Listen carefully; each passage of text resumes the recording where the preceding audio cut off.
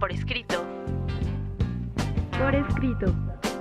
Radio Anáhuac 1670 AM.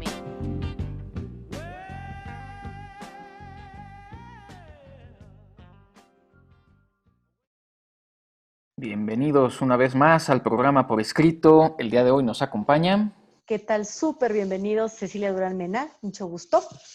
Los saluda también con mucho gusto, soy Raúl Sanz. Un servidor, Juan Carlos Padilla, nuestras redes sociales, mi querido Raúl. Por supuesto, síganos, como siempre, la invitación está presente para que estén con nosotros en nuestras redes sociales. Estamos en Facebook Por Escrito MX, en Instagram, @revista por escrito, Twitter, @por escrito _. Todas las redes sociales ya las conocen ustedes, también en Spotify, en YouTube, en nuestros canales, y sobre todo los invitamos a que nos sigan a través de Código Libre. Recuerden que cada miércoles a las 9 de la noche sale una nueva emisión. Síganos, por favor. Para nuestros pretextos literarios voy a invitar a Cecilia, al regresar ahorita al programa, que cante una canción, por favor. No quiere. Vamos a nuestros pretextos literarios.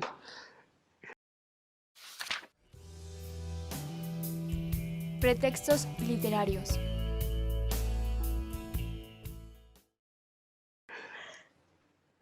Mi querida Ceci, ¿No quieres que cantes? acuérdate. Ay, sí, acuérdate de Acapulco, mi querido Juan. Acuérdate de Acapulco, mi querido Raúl. Es la tierra de Dios y María Santísima. Punto, se acabó. Es el pedacito de cielo que hay en la tierra, y que a mí me digan que el paraíso terrenal estaba en otro lado, no crean nada de eso. Acapulco, tierra bendita. Acapulco, tierra sufrida. Acapulco es hoy nuestro pretexto literario, y como ustedes saben, amo al puerto por adopción. Es mi segunda casa, es el amor de mi vida, verdaderamente. Sí, pretextazo literario el que tenemos el día de hoy. De hecho, les iba a comentar a nuestros radioescuchas que seguro se han dado cuenta que el fondo de donde está ahorita Ceci ya es distinto a los de muchos capítulos desde que empezamos con estas sesiones virtuales para todos ustedes. Lo que tenía precisamente atrás de ella Ceci era Acapulco. Entonces, sabemos el cariño que le tiene Ceci. Yo también, particularmente, me fascina. Si puedo decidir a qué lugar quiero ir en vacaciones cuando se trate de la República Mexicana, siempre va a ser una opción para mí. Es un destino, es un pedazo de cielo, como bien lo dice Ceci, es un paraíso. Lamentablemente, en el contexto pues que tenemos que tocar también sobre este fantástico lugar, es la situación actual, ¿no? Un lugar que se ha llenado de violencia en los últimos años, recientemente, lamentablemente muchos muertos, uno de los lugares que además se considera de los más peligrosos en el mundo, no solo en México, sino en el mundo, y es una gran tristeza porque este lugar, un lugar tan paradisiaco, tan bello, en el que se supone que debe haber alegría todo el tiempo, y con la historia que tiene Acapulco, que esté en esta situación. Entonces, pues este es nuestro pretexto literario el día de hoy, Acapulco. Yo no puedo decir mucho de Acapulco porque, salvo ahora que nos invitó Ceci a su casa, donde se puede ver toda la bahía, lo que me impresionó mucho. En realidad he ido pocas veces. Lo que sí puedo decir es otros lugares dentro del estado de Guerrero que son muy interesantes, muy peligrosos o muy difíciles. Ya hablaremos de ellos también. Estoy hablando de Taxco Guerrero y estoy hablando también de Tlapa Guerrero, donde hice mi servicio social. Si Acapulco es el paraíso, Tlapa es el infierno, así lo puedo yo decir, no solo por la temperatura, aquí no alcanza, y es el gran contraste. Tenemos una cordillera, es mucha montaña, hay mucho calor, hay mucha droga, hay mucho comercio en Acapulco, y también es el paraíso, pero el paraíso tanto para los que sufren poco como para los que sufren mucho. Y por eso es un gran pretexto literario el día de hoy Acapulco. Es que fíjate que Acapulco tiene todos estos contrastes. Hay Acapulco para todos. Hay Acapulco desde Caleta hasta Punta Diamante. Hay inspiración porque Acapulco durante muchísimos años, sobre todo para los más jóvenes de nuestros radioescuchas, fue el paraíso del jet set internacional. Es decir, aquí venían de luna de miel todas las grandes parejas, los reyes eméritos de España vinieron a pasar su luna de miel a Acapulco, los Kennedy, John y su esposa. Jackie Jackie, Kennedy. gracias. John y Jackie fueron a pasar ahí su luna de miel. Muchísimas estrellas de Hollywood compraron y tuvieron casa en Acapulco. Bueno, Tarzán, este famosísimo Johnny Westmuller, tenía su casa en Acapulco. Es que llegaban a filmar, porque además Acapulco es pretexto literario y pretexto cinematográfico también. El James Bond ocupó los escenarios de Acapulco. Y es que, a ver, ¿cómo no? Si Acapulco de veras tiene para llenarle el ojo a propios y a extraños. De acuerdo, completamente de acuerdo con todo lo que acaban de comentar. Primero, pues complementando, es cierto que hay Acapulco para todos. Está el Acapulco, las bahías, que pues es para cierto sector socioeconómico, y el turismo es lo que ha ido haciendo que crezca tanto Acapulco hacia otros sectores. Como bien lo dice Ceci, el que más recientemente ha tenido un desarrollo muy notorio, obviamente, es el de Acapulco Diamante, donde es el sector turístico por excelencia hoy por hoy, ¿no? Muchísimos años fue ahí la costera de Miguel Alemán, ¿no? El Acapulco Dorado, por supuesto, con tantos hoteles famosísimos que muchos de ellos hasta arquitectónicamente los conocemos, ¿no?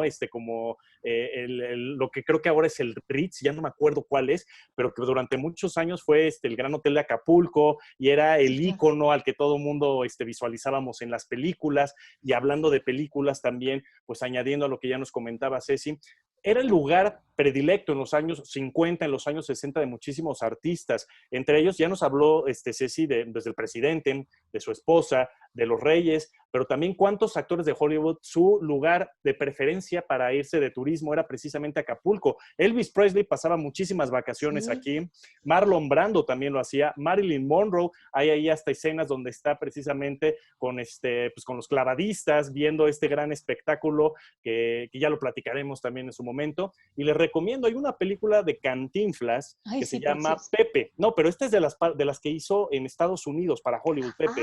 Recordemos que hizo dos, La Vuelta al Mundo en 80 días y hizo luego Pepe. En esta de Pepe, pues ahí se codeó con grandes estrellas de Hollywood. Tony Curtis, Jack Lemmon, aparecen muchos de ellos. Y precisamente en estas escenas se ve cómo vivían los hollywoodenses, los grandes actores en Acapulco y cómo lo sentían propio. Y son de esas escenas que te hacen sentir un Acapulco nostálgico, que aunque no lo hayamos vivido, yo no lo viví en los 50, 60 y ninguno de los que estamos aquí platicando, ¿sí? Es un Acapulco que te genera esa nostalgia, ¿no? Ha ido cambiando mucho Acapulco, yo no voy a decir si para bien o para mal, pero ha ido cambiando, esa es la realidad. Entonces, eso tiene también este lugar paradisíaco, la nostalgia de lo que se vivió y de lo que se vive ahora. Yo no podía creer por qué a la gente le gustaba tanto Acapulco. Yo lo que veía en televisión eran imágenes de la playa llena, una arena pues tampoco demasiado especial o comparativa, por ejemplo, con un Cancún, hasta que tuve oportunidad de verlo desde arriba.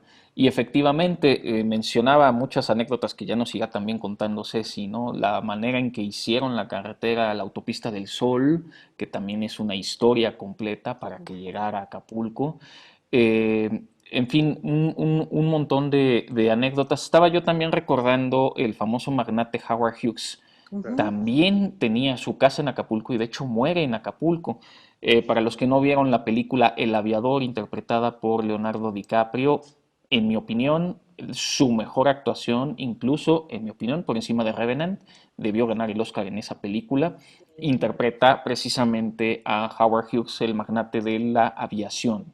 En fin, hay muchísimo pretexto literario en Acapulco y ahora se entiende por qué Acapulco es Acapulco. Acapulco para el Pacífico es lo que el puerto de Veracruz era del otro lado en el Golfo de México, donde también hay historias de piratería, donde también el mar cuenta. Y vaya, delicioso. Quizá porque no tuvimos vacaciones de verano, escogimos por primera vez una ciudad en México y esta, pues, Acapulco. Y es que, cómo no, Juan Carlos. Mira, Acapulco por esto que decían que antes de la autopista del Sol, estaba más cerca de San Francisco o de Los Ángeles que de la propia Ciudad de México. Y Acapulco siempre ha sido muy internacional porque teníamos el comercio con la nao de China, con el galeón que venía de Filipinas, en fin, Acapulco, por eso es por lo que fue siempre tan cosmopolita, tan internacional, tan cercano, porque a nosotros nos dividía pues la Sierra de Guerrero, y por eso es por lo que siempre estuvo tan internacionalizado el puerto y el puerto de mis amores. El puerto de tus amores, mi querida Ceci. Efectivamente, Acapulco representa muchas cosas para los que lo hemos visitado. Es amor, es enamorarte del lugar, es vivirlo, es sentir el sol en la piel, es disfrutar el agua. Son muchas cosas. Incluso hay mucha cultura también. Hay muchos museos que Ceci en el guión nos hizo favor de compartirnos. A ver si más adelante, porque se nos empieza a terminar el tiempo de esta sección, pero a ver si más adelante podemos platicar un poco de los museos que existen también en Acapulco. ¿Cierto, mi estimado Juan Carlos? Pues sí, yo solo quiero contar dos chismes de los dos aquí presentes. Uno, decir que a Raúl le gustaba mucho volar hacia Acapulco y a Ceci lo que le gusta es mucho remar en la bahía de Acapulco. Sí. Esas cosas no las conocían y vamos ahora a nuestra sección de lo desconocido.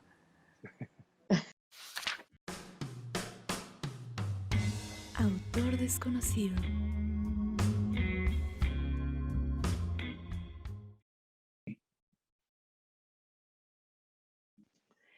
Hoy, en esta sección de lo desconocido, quiero platicarles sobre las curiosidades de la ópera de Sydney. Hay 14 curiosidades acerca de este edificio que alberga la ópera justamente en Sydney, en Australia. Y es que fíjense nada más. La primera es que posee un cristal único en el mundo. Y esto es debido a que se mandó a hacer y diseñar exclusivamente desde Francia para poderlo utilizar. Así que ningún otro edificio en el mundo posee este diseño. Y eso es lo que le brinda una gran exclusividad al edificio. Bueno, la segunda, al construir la ópera de Sydney, se pasaron de algunos millones. Qué raro que nos pasemos con el presupuesto, ¿verdad? Cuando estamos construyendo algo. Pero bueno, lo que pasa es que el dinero que tenían previsto para hacerlo era para que la construcción se hiciera en un tiempo determinado, pero la obra demoró un poco más de lo esperado. Al final terminó costando, escuchen esto, alrededor de 102 millones de dólares australianos, cuando realmente había un presupuesto de 7 millones. Ay, así que se pasaron bastante. La tercera curiosidad es que la ópera de Sydney se construyó sobre un fuerte.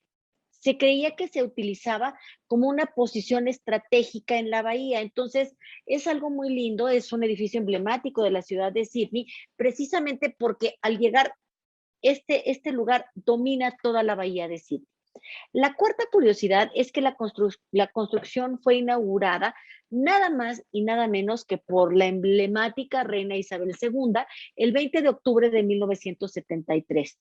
Aparentemente se construyeron 3 edificios, aunque por su diseño y la estructura da la impresión de que es uno solo. Además, colaboraron más de 10,000, escuchen, más de 10,000 trabajadores para poderlo construir y hacerlo realidad. La quinta curiosidad es que la ópera de Sydney es considerada como una de las más grandes, ya que cuenta con 187 metros de largo y 115 de ancho. Esto es mucho más grande que un campo de fútbol.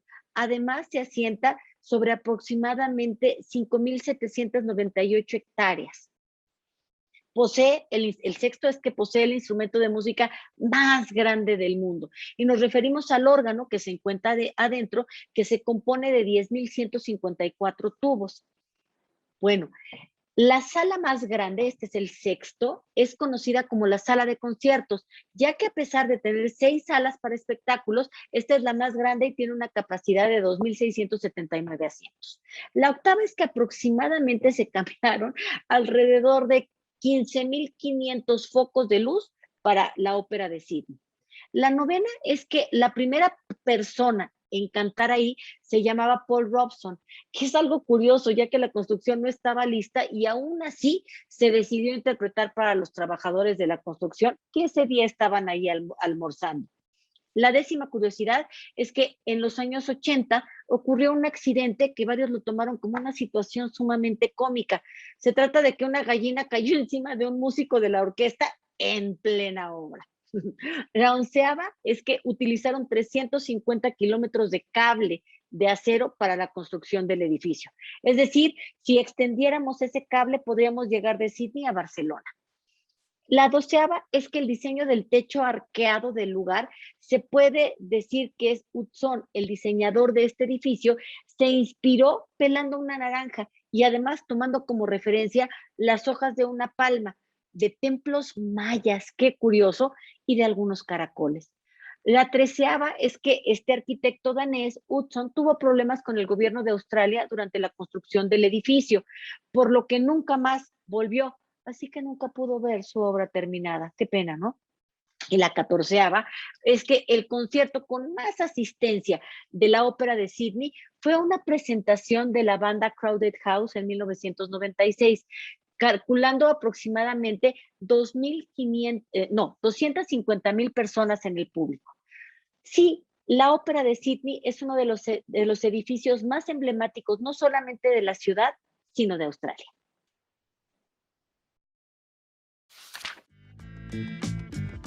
Conversaciones.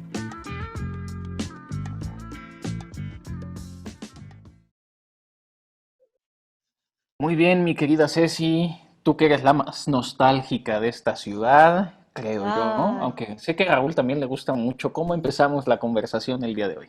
mira, déjame platicarte de este libro que tengo aquí en mis manos. Si se fijan, es un libro que casi se está deshaciendo y es un libro que se llama Acapulco de mis sueños. Tuve la fortuna de encontrar en estos lugares de tesoro de libros de viejo, que es un libro que se llama Acapulco en el sueño, de Tario. Las fotos son nada más de la grande Lola Álvarez Bravo, y verdaderamente se ven fotos de este Acapulco viejito, de este Acapulco de los 50, del Acapulco del Jet Set, y la verdad es que Tario, con la pluma que tiene, siempre incisiva, siempre misteriosa, siempre como de un arenque rojo, digamos, siempre pensando que nos va a llevar a un lugar y nos va a llevar en realidad al otro. Por ahí podríamos empezar. Este es un libro raro, es un libro de colección, pero es un libro precioso porque se pusieron de acuerdo tanto Lola Álvarez Bravo como Otario para rendirle un homenaje a esta ciudad que verdaderamente era una explosión cosmopolita en aquellos años, y Me, dejar testimonio de ella, ¿no? me gusta que has empezado con Tario. Confieso que yo no lo he leído, no lo conocía, y pues metiéndome un poquito a partir del guión sobre lo que él hacía. Este libro que precisamente pues tú nos estás presentando llama la atención porque, como bien se menciona, es un collage, ¿no? Un collage de imágenes paradisiacas de lo que se veía, se podía ver, ¿no? En ese momento en Acapulco cuando lo visitabas. Y algo que me gusta, Tario, y de hecho pues ya me hiciste la invitación con el guión a leerlo, porque Está. pues resulta que es un tipo que escribe las cosas que a mí me gustan leer. Precisamente habla de cosas oscuras, como ya se mencionó Ceci. Es un tipo que tiene obras de noche, de oscuridad, de fantasmas, de este tipo de narrativa, y obviamente Acapulco en el sueño, que ya nos decías. Incluso se le considera como él o uno de los precursores de la narrativa fantástica, ¿no? En México. Entonces, eso es interesante, no siempre te enteras de quién es el precursor de la narrativa fantástica, que luego tampoco tenemos tanta narrativa fantástica en México. Tenemos otro tipo de literatura sumamente enriquecedora, pero luego es un poco complicado encontrar tanta literatura de este tipo. Entonces, hablar, ¿no? Que fue un autor marginal en su momento, que no fue tan destacado ni reconocido, sino hasta mucho tiempo después. Entonces, pues se antoja leer precisamente a Francisco Otario, que además tenía su seudónimo, ¿cierto? Francisco Peláez era, Así es, ¿no? así es. Y además fue muy amigo de Octavio Paz, y Octavio Paz lo recomendaba mucho, pero luego efectivamente se fue como disolviendo. Perdón, Juan. No, está bien. De hecho, justo recordaba que cuando hablamos de Octavio Paz, tú nos contabas una anécdota de lo que decía Octavio Paz de Tario, precisamente. Y haciendo alusión a lo que decía ahorita Raúl, es curioso que en México no haya tanta literatura fantástica, teniendo un antepasado geográfico entre olmecas, mayas, aztecas y más, eh, con tanta mitología. Es Ujú. quizá curioso, nos hemos occidentalizado, por no decir europeizado demasiado y a veces dejamos pasar muchas cosas. Claro, estoy pensando en la importancia que tiene el colibrí en Cuernavaca. No sé si haya algún animal representativo en Acapulco, pero bueno, lo que sí hay en el estado de Guerrero, representativo y muy importante desde la colonia, es la plata. Precisamente en Tasco Guerrero, que es un lugar de mucha mina de plata, es donde, bueno, no en Tasco precisamente, pero ahí nacería Juan Luis Ruiz de Alarcón y Mendoza, quien también, bueno, podemos decir que era español, pero bueno, nació en territorio nacional. Eh, un autor con una gran calidad artística, aunque no escribió demasiado, y que también tenía sus simpatías y sus enemistades, con Lope de Vega, por ejemplo. Él pues nace en esta región y lo que quiero enfatizar es la importancia que tiene esta región desde entonces, desde tiempos de la colonia. Finalmente Acapulco es tan conocida mundialmente y tan famosa por todos estos elementos que la van a ir constituyendo.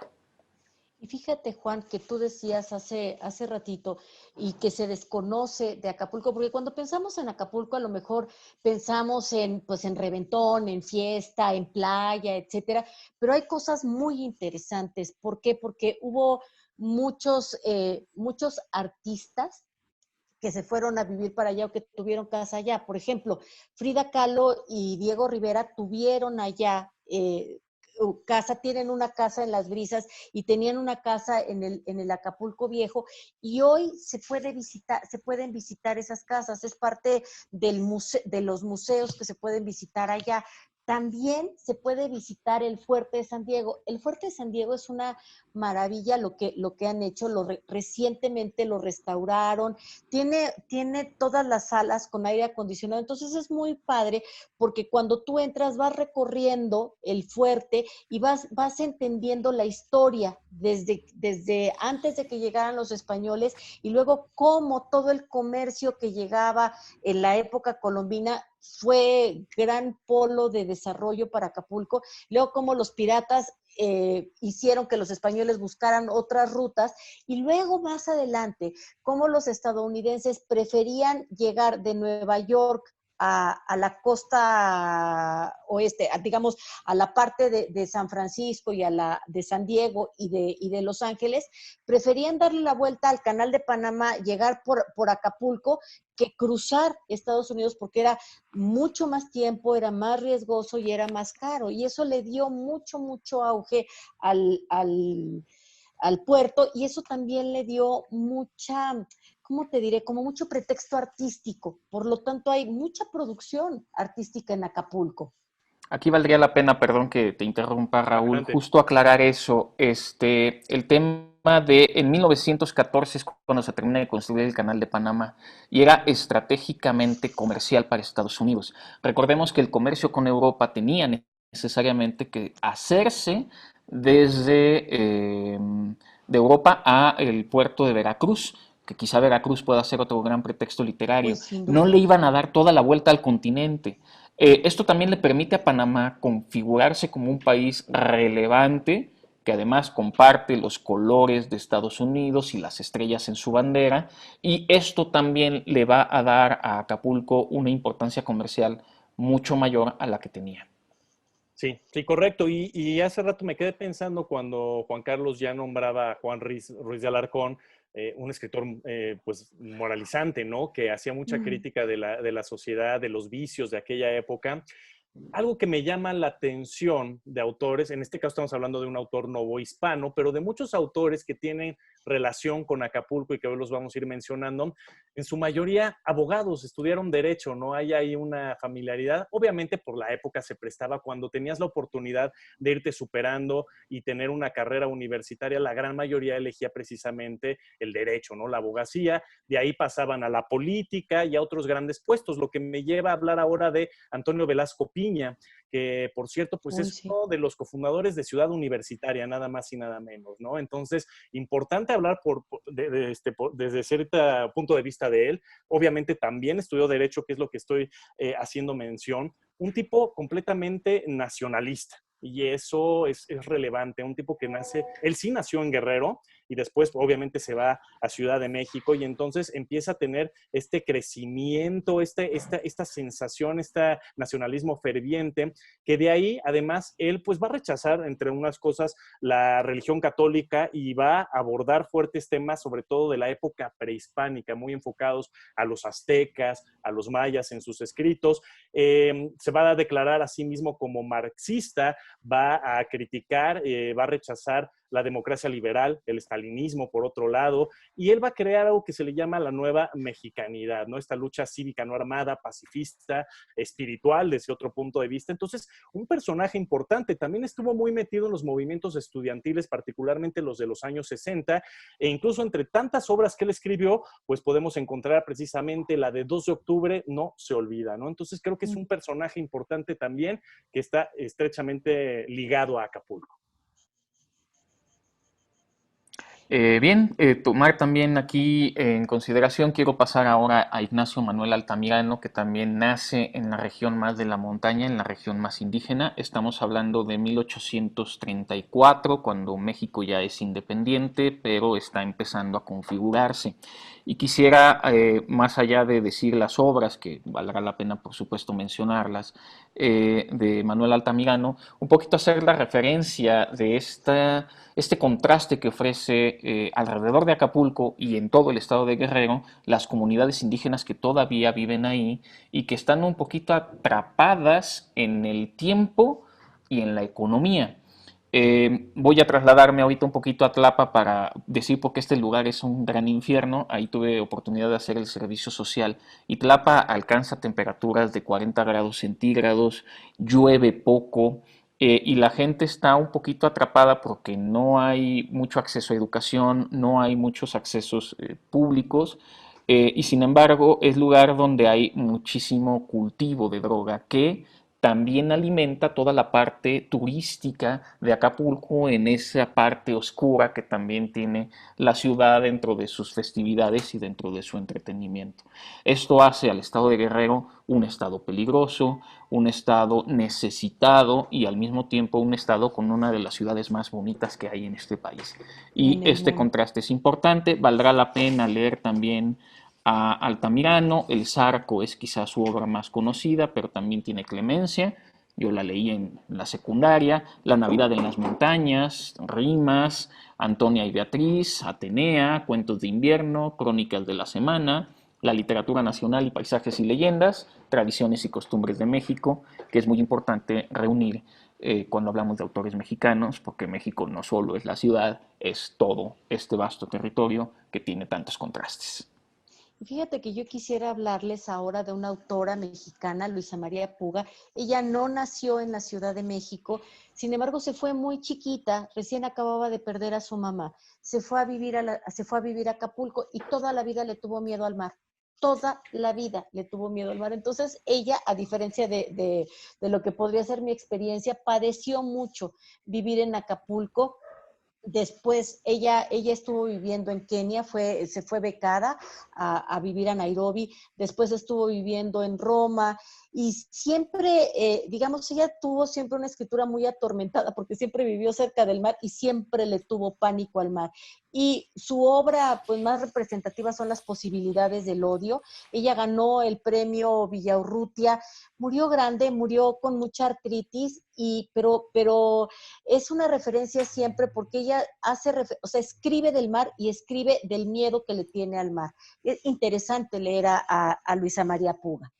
La entiendo, hay una similitud en mi vida, yo también le tengo miedo al mar, pero al final siempre hay una atracción a aquellas cosas que le tienes miedo y por una u otra razón te acabas acercando a esos destinos. Entonces, a mí me encanta Acapulco, pero me encanta desde la arena, nada más ver el mar de lejitos, ¿no? Entonces, podría haber esa relación con ella. Un autor que me parece interesante mencionarlo, que se me antoja leerlo porque no lo he leído, no sé si llamarlo folclórico, no sé cómo llamarlo, pero es a José Agustín. José Oye, Agustín, este autor que pues nace originalmente, es de Guadalajara, pertenece a lo que se le conoció como la literatura de la onda. ¿Qué es esto de la literatura de la onda?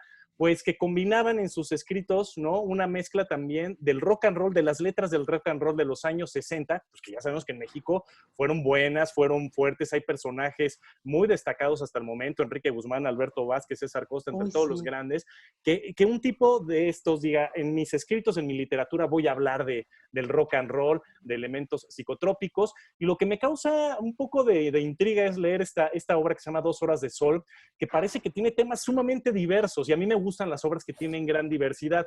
No voy a decir aquí al aire todo lo que tiene esta obra, porque hay cosas que no se podrían mencionar, pero hay otras que sí quisiera brevemente decir todo lo que te puedes encontrar en este libro, que está en Acapulco, que tiene escenas en Acapulco. Drogas, violencia, un table dance llamado Tavares, ¿no? Una bellísima garza blanca, un té por 8 igualito a Octavio Paz, gran cantidad de referencias y rolas a grupos musicales, discotecas, hoteles de lujo, un presidente municipal chiquito pero picoso y hasta un huracán. Es un libro que creo que se antoja para leerlo y podría ser una recomendación para mí y para quienes nos están escuchando. A diferencia de Raúl, que prefiere no meterse al mar, a mí me gusta mucho meterme al mar y nadar hacia la profundidad del mar, perderme un poquito allí. Digo, no, quizá no me gustaría verme perdido sin poder ver tierra, sí me daría un poco más de miedo, pero a diferencia de Raúl, a mí lo que me da miedo son las alturas, eso de pilotear aviones a mí me da más temor. Muy bien, quisiera hacer... bueno, es que también me gustan mucho las escenas desde arriba, y si no me equivoco, me puede corregir Ceci, la bahía de Acapulco es la bahía más grande de toda América, ¿es correcto? Así es correcto, es Y correcto, es de las más eso grandes del también mundo. la hace un lugar muy especial y muy estratégico. Y por eso vale la pena, aunque a mí solo me gusta contemplarlo y no sentirlo, ver Acapulco o la bahía de Acapulco desde arriba. Mencionar brevemente a Ricardo Garibay como autor, aunque él nace en Tulancingo Hidalgo en 1923. Es interesante porque él es un periodista, ya habíamos hablado un poco de estas relaciones entre el derecho, el periodismo, creo que en la década de los 70 también fue muy importante para Acapulco. Y bueno, pues este libro de Acapulco, Reportaje de Acapulco, es un libro polifacético porque tiene crónica, tiene periodismo, tiene guía de viaje, apuntos autobiográficos, crítica social y es un texto literario de gran calidad de este autor mexicano hidalguense que, insisto, aunque muchos de estos autores de los que hemos hablado no nacen específicamente en el estado de Guerrero, sí van a hablar de Acapulco o van a tener una relación con Acapulco. Pues Acapulco, acuérdense de Acapulco, la poesía que se ha escrito alrededor de Acapulco, el Flaco de Oro le dedicó mucho a Acapulco y hay que leer de Acapulco y hay que visitar Acapulco y hay que irse a portar bien a Acapulco. Correcto, sí, no es este lugar de relajo solamente, hay que portarse bien en Acapulco. Ya mencionaba Ceci al Flaco de Oro, Agustín Lara, por supuesto, con esta canción icónica. Y pues yo de mis recomendaciones ya se las hice. Yo lo voy a leer y leanlo también ustedes a José Agustín, 2 horas de sol. Yo lo que voy a recomendar es vayan a leer a Acapulco. Eso Y sí. a diferencia de lo que dice Ceci, no váyanse a portar También a mal, portar pero a mal. cuidar bien a Acapulco. Acuerdo. Porque si no, pues va a ser muy aburrido cuando nos invite Ceci a su casa. Oye, si nos invita otra vez, Pero, caray. Invitadísimos, lo que digo siempre yo. invitadísimos. Muy bien, pues vamos despidiendo ya nuestro programa, por favor. Pues muchísimas gracias, verdaderamente este programa para mí es entrañable. Acuérdense de Acapulco, lean Atario y nos estaremos viendo la próxima semana. Gracias Alejandro Guarín que me ayudó con el guión de este programa. Pues muchas gracias, como siempre, un gusto haber estado con ustedes en una emisión más. Y hablando de emisiones, no se olviden, cada miércoles salimos con una nueva a las 9 de la noche a través de Código Libre. Se despide de ustedes, soy Raúl Sanz, nos vemos y nos escuchamos la próxima semana. Un servidor, Juan Carlos Padilla, también se despide. También, por favor, en las diferentes redes sociales, si hay algún programa de algo que quisieran ustedes que nosotros habláramos, también pueden hacernos la recomendación y podemos incluirla con mucho gusto.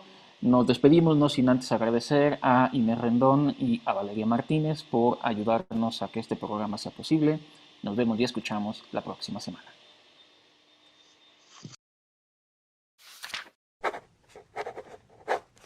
Ultimátum.